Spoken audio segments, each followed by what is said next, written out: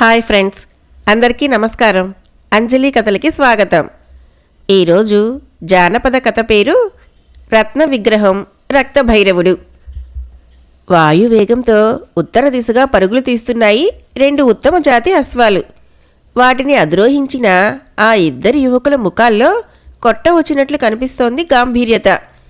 వారిలో ఒకరు వసంతపురి యువరాజు సూరధరుడు, మరొకరు మంత్రికుమారుడైన కీర్తిశేఖరుడు. కొద్దిసేపటి తర్వాత వారి అశ్వాలు స్వర్ణపురి రాజ్యాన్ని చేరుకున్నాయి. అప్పటికే 3 రోజుల నుంచి విశ్రాంతి తీసుకోకుండా ప్రయాణించడం వల్ల వారి శరీరాలు విశ్రాంతి కోసం మారాం చేయసాగాయి. అప్పుడు సమయం 3 గడియలు అయింది. మిత్రుని వైపు చూసి, కీర్తిశేఖర, ఈ రోజుకి ఇక్కడ విశ్రాంతి తీసుకొని రేపు ఉదయాన్నే తిరిగి ప్రయాణం ప్రారంభిద్దాం అన్నాడు సూరధరుడు. అతని మాటలు విన్న కీర్తిశేఖరుడు, అలాగే కానీ మిత్రమా అన్నాడు. వీధిన వెళుతున్న ఒక పౌరుణ్ణి ఆపి సత్రం వివరాలు కనుక్కొని ముందుకు సాగారు మిత్రులు ఇద్దరు. సత్రం చేరుకొని తృప్తిగా భోంచేసి కాసేపు విశ్రాంతిగా పడుకున్నారు మిత్రులు ఇద్దరు. కొంతసేపటికి కీర్తిశేఖరుడు నిద్రాదేవి ఒడిలోకి చేరిపోయాడు. కానీ సూరధరుడికి మాత్రం నిద్ర రాలేదు. అతని మస్తిష్కంలో రకరకాల ఆలోచనలు సుడిగుండాల్లా పరిభ్రమిస్తున్నాయి. అప్రయత్నంగా అతని ఆలోచనలు తాము ఇలా బయలుదేరి రావటానికి కారణమైన అంశం మీదకి మరలాయి. ఎటు చూసినా కోలాహలం, కేరింతలు.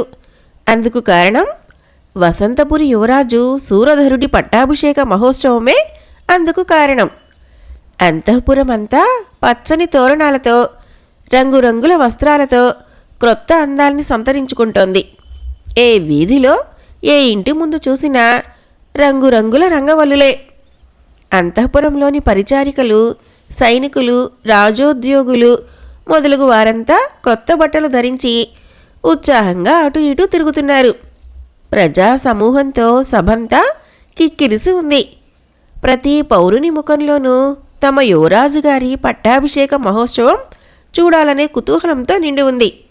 పన్నీటి జలకాల్లో స్నానమాచరించి సువాసనలు వెదజల్లుతున్న పరిమళాలను శరీరమంతా పులుముకొని వింత వింత నగిషీలు చెక్కబడిన విలువైన దుస్తులు ధరించి మంత్రిసుతుడు, తన ప్రాణమిత్రుడు అయిన కీర్తిశేఖరుడి పక్క నుంచి గుసగుసలు ఆడుతూ ఉండగా, పరిచారికలు పుష్పవర్షం కురిపిస్తూ ఉండగా చిరునవ్వు మోముతో సభలోకి ప్రవేశించాడు సూరధరుడు. తమ యువరాజుగారి రాకను గమనించిన ప్రజలు ఆనందంతో ఒక్కసారిగా కాబోయే మహారాజు సూరధరుల వారికి జై అంటూ జయ జయధ్వానాలు చేశారు. వారందరికీ గంభీరంగా అభివాదం చేసి తండ్రిని సమీపించి పాదాలకు ప్రణమిల్లి ఆశీర్వచనాలు అందుకొని సింహాసనం అధిష్ఠించాడు సూరధరుడు.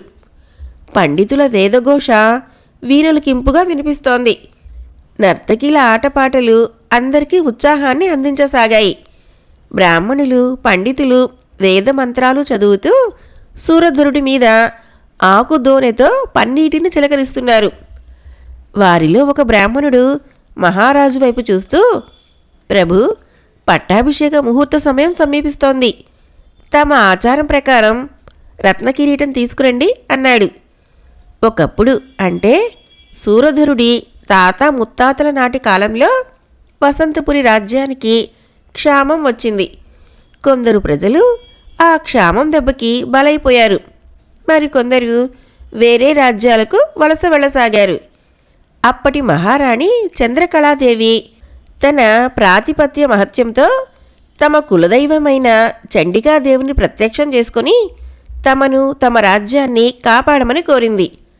అందుకు చండికాదేవి ప్రసన్నవదనంతో కళ్ళు మూసుకొని తన హృదయంలో నుంచి దివ్యకాంతులు వెదజల్లుతున్న ఒక చండికా విగ్రహాన్ని తీసి మహారాణికిచ్చి, అమ్మా మహారాణి, నా ఆత్మరూపమైన ఈ విగ్రహానికి అనేక రకాలైన ప్రచండ శక్తులున్నాయి. దీన్ని ఎండిపోయిన నీటి వనరులకు, నాశనమైన పంట పొలాలకు తాకించండి. అవి తిరిగి సస్యశ్యామలం అవుతాయి అని పలికి, చివరగా మరొక్క మాట, దీన్ని భద్రంగా ఉంచండి. ఇది మీ రాజ్యంలో ఉన్నంతవరకే మీ రాజ్యం సుభిక్షంగా ఉంటుంది. ఇది లేనిచో మీ రాజ్యానికి తిరిగి అరిష్టం దాపురించగలదు. ఇది మీ రాజ్యంలో నుంచి ఎటూ పోకుండా జాగ్రత్త వహించండి అని పలికి అదృశ్యమైంది చండికాదేవి. అప్పటినుంచి ఆ విగ్రహం మహిమ వల్ల రాజ్యానికి పట్టిన అరిష్టం తొలగిపోయి పూర్వ వైభవంతో వసంతపురి రాజ్యం కళకళలాడింది. ఆ రంగుళాల పొడవు కలిగిన ఆ చండికాదేవి విగ్రహం పూర్తిగా రత్నమయం కావటం వల్ల దానిని రత్న విగ్రహం అనేవారు. రాజ్యం నాశనం కాకుండా కాపాడి తమ రాజరికాన్ని నిలబెట్టినందుకు గాను ఆ రత్న విగ్రహాన్ని ఒక కిరీటంపై తాపడం చేయించి అది పట్టాభిషేక సమయంలో మాత్రమే రాజు కాబోయే వ్యక్తికి ధరించి మిగతా సమయంలో పూజా మందిరంలో ఉంచేవారు. ఇప్పుడు సూరధరుడి పట్టాభిషేక సమయంలో ఆ రత్న విగ్రహ కిరీటాన్ని పూజా మందిరంలో నుంచి సభలోకి తెచ్చారు. ఆ కిరీటంకు తాపడం చేసి ఉన్న రత్న విగ్రహం వింత కాంతులు వెదజల్లుతున్నాయి. ఆ రత్న విగ్రహ కిరీటంను బ్రాహ్మణులు సూరధరుడి తలపై అలంకరించారు. వెంటనే పండితుల వేదఘోష మిన్నుముట్టింది. ఆ వేదఘోష పూర్తిగా సద్దుమణిగిపోవటంతోనే మొదలైంది భీకర వికటాట్టహాసం. అదిరిపడి శిలా విగ్రహాల్లా నిలబడిపోయారు సభికులు.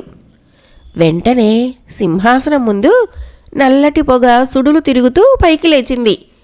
నల్లటి పొగ కొన్ని క్షణాలలో అంతమైపోయింది.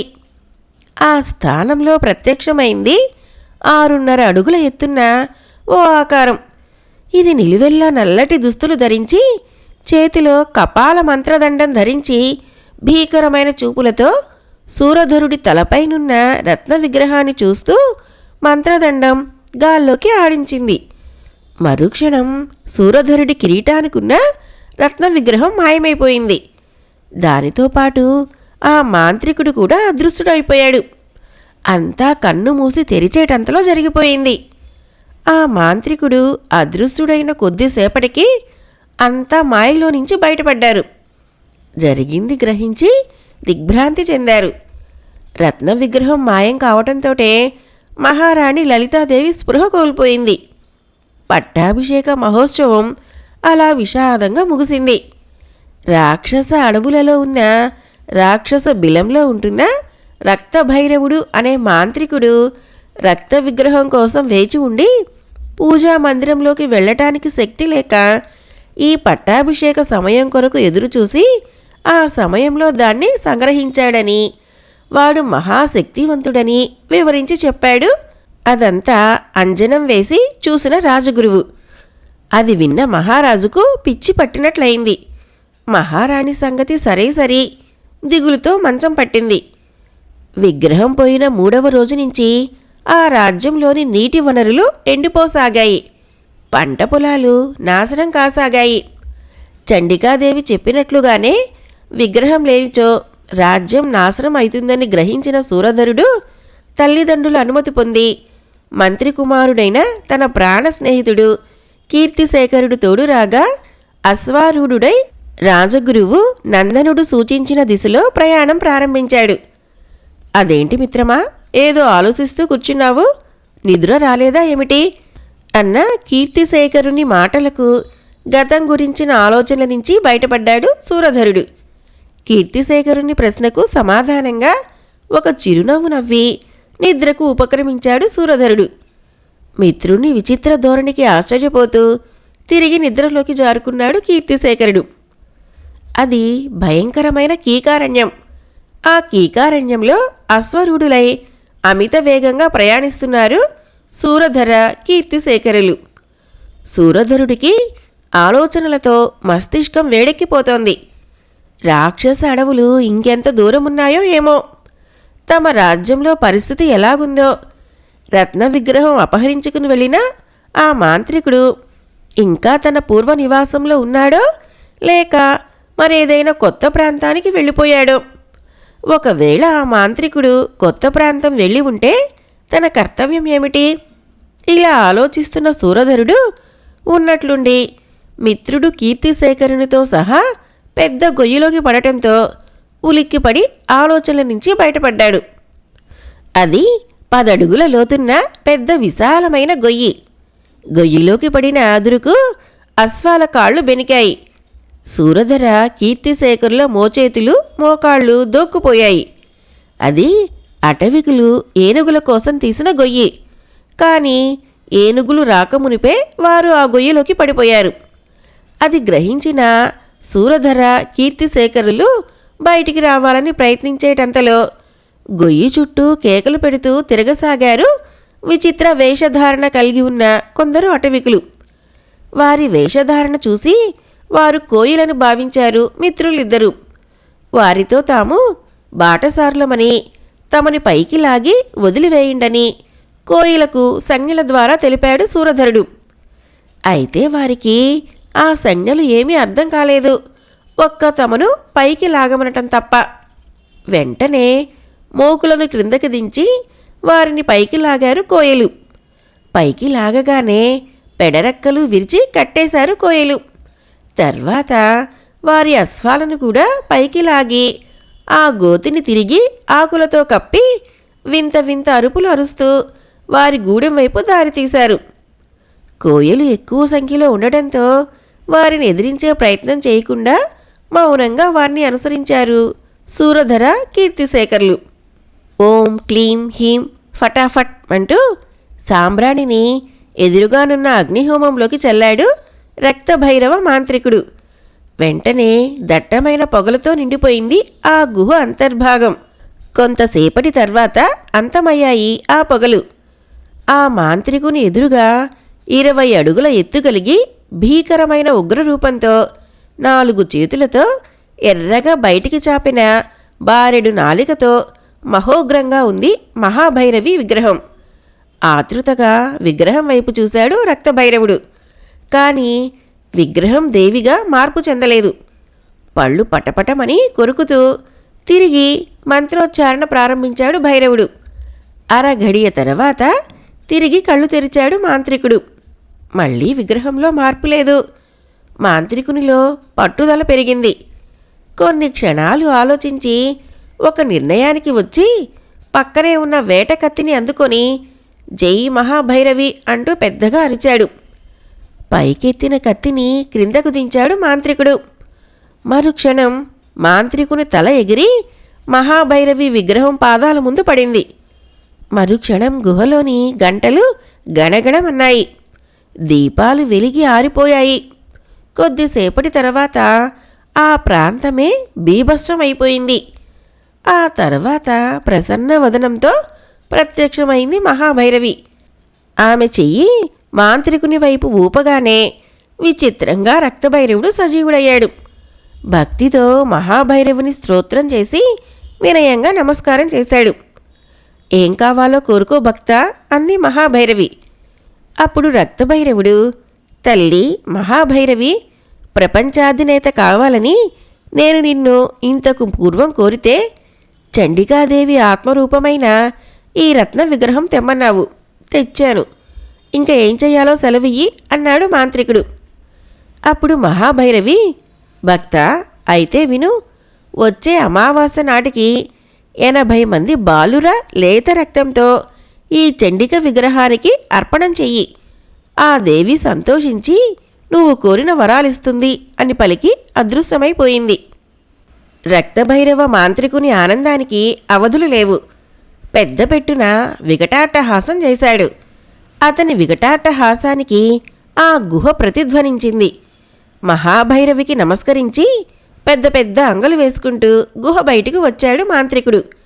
అతన్ని చూడగానే వినయంగా చేతులు జోడించి గురుదేవుల వారికి దండాలు అన్నారు అతని 2 శిష్యులు. వాళ్ళిద్దరూ దృఢంగా ఉన్నారు. నున్నగా బోడిగుండ్లు కొరిగించుకున్నారు. మొల చుట్టూ పంచె కట్టుకున్నారు. కంఠానికి చేతులకు రుద్రాక్షమాల కట్టుకున్నారు. మాంత్రికుడు వారి వైపు గంభీర దృష్టులను ప్రసరింపజేస్తూ, శిష్యులారా వెళ్ళిరండి, వచ్చే అమావాస్య నాటికి 80 మంది పసిబాలురను దేశ దేశాలను గాలించైనా సరే తీసుకురండి, వెళ్ళండి అన్నాడు. అలాగే గురుదేవా, తమ ఆనతి ప్రకారం అమావాస్య నాటికి 80 మంది బాలురను సిద్ధం చేస్తాము వినయంగా పలికి అక్కడి నుంచి వెళ్ళిపోయారు శిష్యులు. క్రూరమైన చిరునవ్వు పెదవుల మీద తొణికిసలాడుతూ ఉండగా వెనుదిరిగి గుహలోకి నడిచాడు మాంత్రికుడు. ప్రొద్దుకూంకే వేళకు గూడానికి చేరుకున్నారు. కోయలు ఏమాత్రం అవకాశం కల్పించినా తప్పించుకొని పోవాలని ఎదురు చూశారు మిత్రులిద్దరూ. కానీ వారికి అవకాశం రాలేదు. గూడెంలోకి ప్రవేశిస్తూ ఉండగా గూడెం సరిహద్దులలో ఉన్న కోయ సైనికులు తమ వాళ్లను, వారితో పాటు వస్తున్న 2 నాగరికులను గమనించి విషయం గ్రహించి అది అందరికీ అర్థమయ్యేలాగా తమ పక్కనే ఉన్న పెద్ద దుందుబి మీద కర్రలతో గట్టిగా కొట్టసాగారు. ధుమ్ ధుమ్ ధుమ్ అంటూ మ్రోగుతున్న దుందుబి నాదానికి అర్థం గూడానికి కొత్త నాగరికులు వస్తున్నారని అర్థం. ఆ శబ్దం విన్న గూడెం జనం అంతా గళగళ అరుస్తూ గూడెం మధ్యనున్న తమ గూడెం కులదేవత విగ్రహం వద్దకు పరిగెత్తి రాసాగారు. నిమిషాల మీద అక్కడ నెగడు వేయబడింది.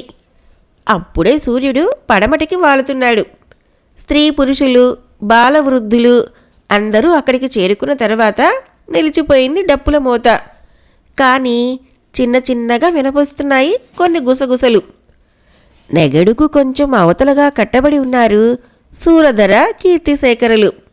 ఉన్నట్లుండి పైకి లేచి అందర్నీ నిశ్శబ్దంగా ఉన్నమన్నట్లు సైగ చేసి సూరధర, కీర్తిశేఖర్ల వైపు చూశాడు తీక్షణంగా. చీమ చిటుక్కుమన్నా వినిపించేటంత నిశ్శబ్దం ఆవరించింది ఆ ప్రదేశంలో.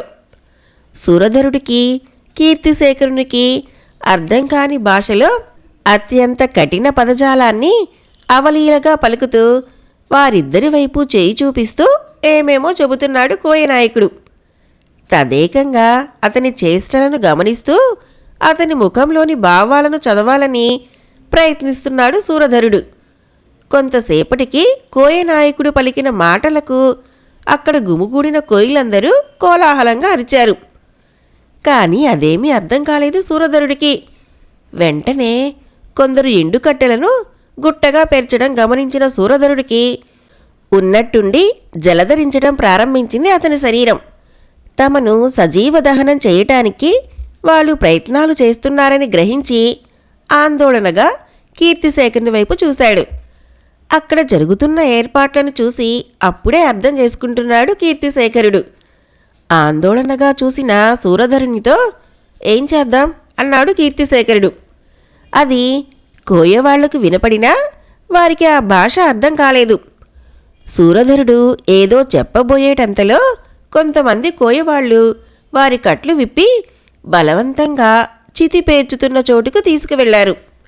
వాళ్ళిద్దరినీ చితి మధ్యనున్న స్తంభానికి కట్టివేసి ఎండుకట్టెలకు నిప్పు అంటించారు కోయలు. ఆవురావురుమంటూ నాల్కలు విరజాజుకుంటూ సూరధర, కీర్తిశేఖరుల్ని చుట్టుముట్టసాగాయి ఎర్రని మంటలు. కొద్దిసేపటిలోనే సూరధరుడికి, కీర్తిశేఖరుడికి ఒళ్లంతా భరింపరాని వేడిమి అయింది. కట్లు తెంచుకోవటానికి విపరీతంగా ప్రయత్నిస్తున్న సూరధర, కీర్తిశేఖరుల్ని చూసి ఆనందంతో, సంతోషంతో వెర్రిగా అరుస్తూ చిందులు వేయసాగారు కోయలు. ఆ సమయంలో అది అవంతిపుర అంతఃపురంలోని చక్కటి ఉద్యానవనం. అందులో తన చెల్లులతో కలిసి ఆనందంతో కేళి విలాసాలతో కేరింతలు కొడుతోంది రాకుమారి రాగమాల. అవంతిపుర మహారాజు రూపవర్మ గారాల ఏకైక కూతురు రాగమాల. అపురూప సౌందర్యంతో దినదిన ప్రవర్ధమానమైతూ చుక్కల్లో చంద్రుడిలా పెద్దది అవుతోంది. ఆమెకు 16 ఏళ్లు వచ్చేసరికి ఆమె అందం చూసి ఎందరో రాజకుమారులు నేను పెళ్లి చేసుకుంటానంటే నేను చేసుకుంటానని పోటీలు పడి వచ్చారు. కానీ అసమాన సౌందర్య రాశి అయిన రాగమాల వారందర్నీ తిరస్కరించింది. తన ఒక్కగానొక్క కూతురికి ఇష్టం లేని పెళ్లి చేయటానికి మహారాజు రూపవర్మకు ఇష్టం లేకపోయింది. ఎప్పటికైనా తన కుమార్తెకు తగిన వరుడు రాకపోతాడా అనే ఆశతో ఉన్నాడు.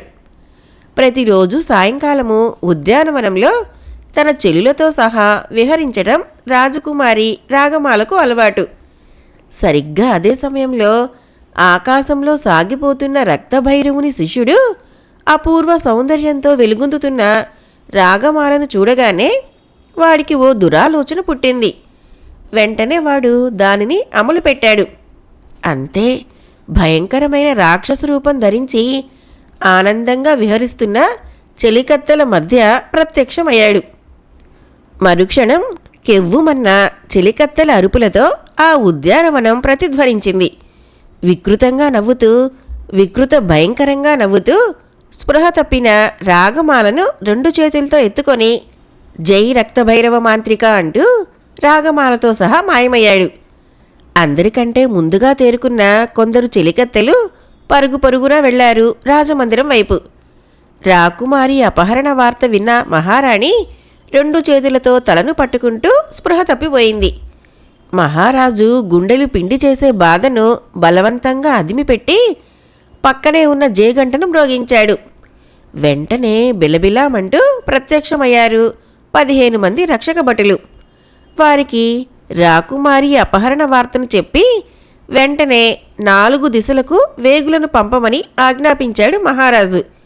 వెంటనే వివిధ దేశాలకు అనేక మంది గూఢచారులు వేగులు బయలుదేరారు. తన బిడ్డకు ఏ ఆపద రానివ్వకుండా కాపాడమని మహారాణి వ్రతాలు పూజలు చేయటం ప్రారంభించింది. రత్న విగ్రహం రక్తభైరవుడు జానపద నవల మొదటి భాగం సమాప్తం. రేపు 2వ భాగం చెప్పుకుందాం. ఫ్రెండ్స్, నా కథలు నచ్చినట్లయితే మన ఛానల్ని తప్పకుండా సబ్స్క్రైబ్ చేయండి, లైక్ చేయండి, మీ ఫ్రెండ్స్కి షేర్ చేయండి, మంచి కామెంట్ చేయండి. Thank you.